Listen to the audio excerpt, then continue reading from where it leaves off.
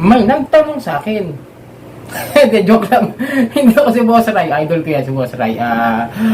Shoutout sa Sir Boss Ray. No? Isa yan sa mga dapat yung panoorin kung mga ula victims kayo ng problema. No? Bukod sa akin, bukod kila Tim Marcos, kay Ate Red yan, syempre. Shoutout na rin sa mga bagong kaibigan natin. Ate Red, maraming salamat muli, Team Marcos. Maraming salamat sa oras kahapon sa pagla-live sa kulitan. At natuwa ako ngayon, nagkalak ng gusto. Maraming salamat sa inyo. So yun, mga ka-Johnny, muli, ito po ang inyong lingkod ka-Johnny ng Janitor TV at ito ang Johnny Det. Usapang utang, usapang ola. So sa mga hindi pa po nakasubscribe, please subscribe na po. Sa mga newbies at sa mga legit at loyal subscribers ko po, marami pong salamat sa inyo at sa patuloy na pagtangkilik dito sa aking channel at patuloy na pagsuporta. Maraming salamat po. So yun, may sasagutin lang po tayong tanong. Medyo mga ganitong klase ng mga katanungan is parang common na. Pero syempre dahil tayo ay tumutulong sa mga OLA victims, mga naabuso, sagutin natin para magkaroon naman ng kapayapaan yung mga isip ninyo, no? Ito po, shoutout po sa iyo. Gamit kayo ng mga dummy account ninyo, kung sakasakali, para kahit mabanggit man yung pangalan at hindi po yan tunay yung mga pangalan. Ma'am Agnes, ito po, shoutout po sa iyo. Sir, yung Ola, ayoko na muna, pakita ko na sa inyo dyan. Yung Ola, sabi niya, ipapabawas niya daw. Ayoko kasi sabihin, medyo baka ma-violate ako rito sabi niya, iaano niya daw sa mga miyembro ng pamilya ko pag di nakabayad. Totoo ba yun, sir? So yun, nakpan ko lang medyo baka ba-violate nga yung kasi yung words is medyo brutal. Hindi ko gagamitin. Yun, medyo yung ganitong klase ng mga pagbabanta, ito yung sasabihin ko sa inyo na hindi pwedeng mangyari. At hindi mangyayari. At kailanman ay hindi talaga pwedeng mangyari. Dahil yung mga ganitong klase ng mga pagbabanta ay hindi po totoo yan. Sa tagal ko po na pagtingin-tingin sa mga pages, sa mga groups dito sa comment section ng ating channel, sa ibang mga channel, wala naman tayo nababalitaan at hindi naman nababalitaan namin nangyari nga na pisikalan dito sa mga hindi nakapagbayad dito sa mga ulan na ito. Ito ang problema, no? Magkano po ba yung utang nyo? 2,000? Tapos babawasan kayo ng isa sa mga pamilya ninyo. Magkano ba ang gasto sa mga hitman? Diba?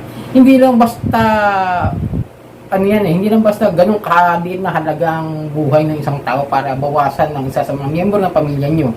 Hindi naman yan makatarungan para lang sa 2,000 na hiramin nyo kung sakasakali lang. No? Kahit sabihin mo 10,000, hindi pa rin po yung tamang sabihin o tamang gawin ng mga OLA agent para kayo takutin at mapilitan kayo magbayad.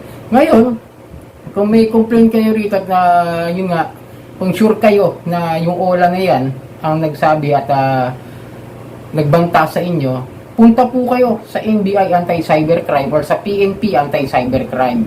Yun po ang pinakamagandang gawin para maibsan yung inyong pangamba.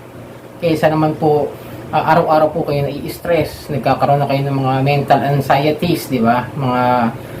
Naman kasi tinitrigger nila yung bigyan kayo ng problema sa buhay, yung mag-isip kayo, yung matakot kayo, yung mangamba kayo sa araw-araw na pamumuhay nyo. Siyempre hindi na kayo makakapagtrabaho, hindi na kayo makakagalaw. Yung iba nga dyan, may mga nakakausap ako, hindi na raw lumalabas ang bahay dahil sa mga ganitong klase ng mga pagbabanta. Unang-una, hindi nila pwedeng gawin yan dahil nga nasasakop tayo sa batas ng mga ganyang klase is mga threats yan na pwedeng isang pangkaso sa kanila. Ngayon, mapatunayan nyo yan na yun nga yung OLA na nangaharas sa inyo, diretso rin po kayo mag-complain sa SEC website na yung OLA na yan ay nagbabanta. Para malaman ng SEC na may mga ganyang klase ng mga complaint, para magkaroon naman sila ng aksyon na katulad ng ginawa nila sa last week lang na yung Copperstone natanggalan na ng lisensya, di ba? Binawi na kasi nga dahil sa mga complaint ng harassment, sa mga unfair debt collection practices na ginagawa ng mga lending companies na ito, yung mga abusado. Unang-una, hindi rin naman kasi dapat na natin sisihin yung mga sarili natin din, no? Kung sakali nakahiram tayo dyan, no? Payo ko lang po sa mga tao na nakakahiram dyan is kung sakali mapasok man kayo dyan, huwag nyo masyadong isipin, huwag nyo masyadong dibdibin kung sakaling magano. Pag hindi nyo kaya yung mga harassments, still the best way is magpalit kayo ng SIM. Ilagay nyo sa ibang cellphone. Pero bago nyo niya, meron kasi ako nakausap na nagpalit siya ng number. Pero hindi niya pinatanggal, hindi niya in-install yung mga OLA. Kaya yung number niya, nakokontak ulit. Hindi naman niya in-install yung Teka wait, mahangin na. Hindi naman niya in-install. Di makukuha pa rin dahil naka-allowed po yung mga apps na yan. Kasi nung in-install niya yan, at dinownload niyo, inalaw niyo, automatic na makaka-access po yan doon sa cellphone natin. Kunwari ito, di nagpalit ako ng number, hindi ko naman in-install yung apps. Automatic basa. Yung number na yon, di ba? Ma-access na kagad nila. Yung location mo, ma-access nila. Yung message mo, yung sa mga text, ma-access nila. Yung mga tumatawag sa'yo, ma-access nila. Kasi lahat po yan is naka-allowed sa simula pa lang ng ating pagda-download. Pero yung mga ganitong klase yung pagbabanta, tandaan ninyo, it can be file very malaking kaso kasi death threats mga ganyan, mga date threats. Hindi yan basta-basta biro, nakakapangamba yan. Siyempre kaya ngayon iba dyan, may mga suicidal thoughts na nga, diba? May mga nakausap nga rin ako noon, talagang malala. May mga peklat na sa mga ganito, pinipicture sa akin, pinapasa na nagkaroon sila ng ganyan.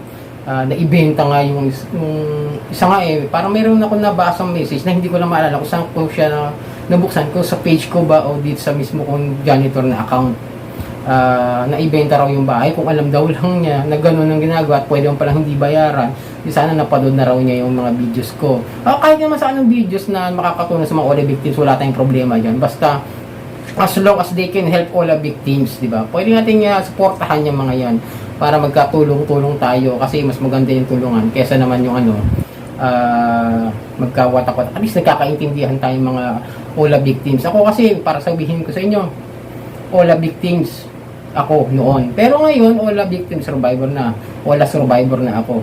Kasi kaya ko na silang harapin I can manage myself. I can help myself. Unang-una kasi makakatulong sa atin dyan pag may mga pagbabanta sa ganyan. Sarili natin. Lagi nyo tatandaan na sarili lang natin makakatulong para malabanan yung mga ganyang klase ng harassments. And then yung family, kapag hindi alam, katulad yan, baka hindi alam yung pamilya, hanggat maaari sana ipaalam natin. Magkakaroon lang talaga siguro ng hindi pagkakaintindihan, pero bandang huli, mga kamag-anak natin, mga talagang malapit sa ating mga pamilya, mari kapatid, asawa, or something like that, sila lang ang makakalawat tulong sa atin ang palalapitan natin sa ganitong klase ng sitwasyon natin na maharap natin sa ating buhay. Yung lagi sinasabi sa inyo, open communication para magkaroon ng unawaan sa ating tahanan. Kasi kung sasarilinin natin, mas mahirap, kakasakit ka. Diba? Hindi ka makakakilos. Minsan hindi ka pa makapagtrabaho. Kasi ang dami iniisip, natatakot ka Magkakaroon ka ng anxieties everyday. Imbis na maanhong yung sarili mo, mas lalong lumalala ang sitwasyon mo. Kailangan magkaroon ka ng lakas na loob na harapin sila. Kung di mo kaya ng humingi ka ng tulong sa mga pulis, sa mga NBI, yan. Pwede ka talaga mag-complain sa kanila. So yun, sana nakatulong yung videos ko. At ito pong inyong lingkod ka, Johnny ng Janitor TV, at ito ang Johnny Dev sa Pangutang Usapang OLA.